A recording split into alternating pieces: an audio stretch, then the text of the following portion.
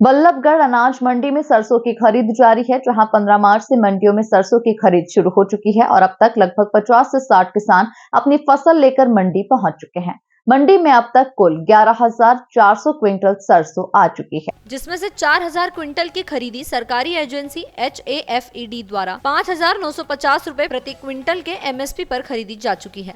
Registration की प्रक्रिया भी इसके साथ चल रही है। अगर कोई किसान रजिस्ट्रेशन भी कर अपनी सरसों बेचना चाहता है तो उसे मंडी में लाकर बेच सकता है। मंडी में किसान के लिए सभी जरूरी सुविधा की व्यवस्था की गई है।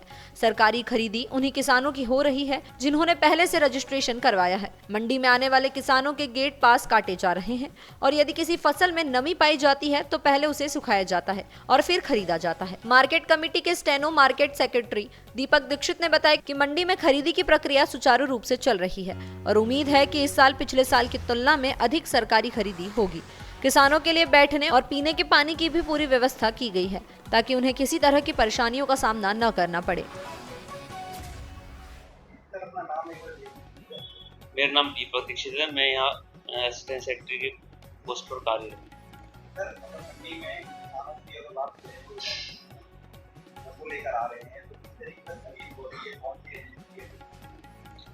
यहाँ पर सरसों आ रही है और किसान अपनी सरसों को ला रहे हैं, उनके सरकारी गेट पास काटे जा रहे हैं और एफएड एजेंसी यहाँ पर सरसों की परचेज कर रही है। सरसों का जो MSP है वो 5,950 रुपये है, उस पर खरीद हो रही है सरकारी।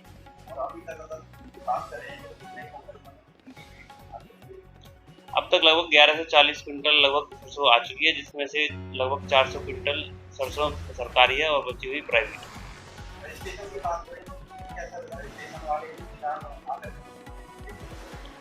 जो सरकारी खरीद है केवल रजिस्ट्रेशन वाले किसानों के लिए ही अलाउड है, वही अपनी सरसों बेच सकते हैं जिन्होंने पहले रजिस्ट्रेशन करा रखा है। अगर किसी किसान ने अभी रजिस्ट्रेशन नहीं करा रखा तो वो अभी भी करा सकता है। 27 मार्च तक पोर्टल खुला हुआ है।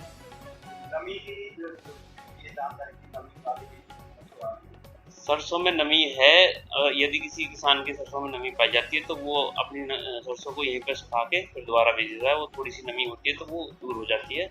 मॉइस्चर मीटर होते हैं, उससे चेक करके हम बता देते हैं कि कितनी नमी है। खरीद सरकारी खरीद हुई थी 15 मार्च से शुरू। अब तक लगभग 20 किसान आ चुके हैं सरकारी खरीद के लिए।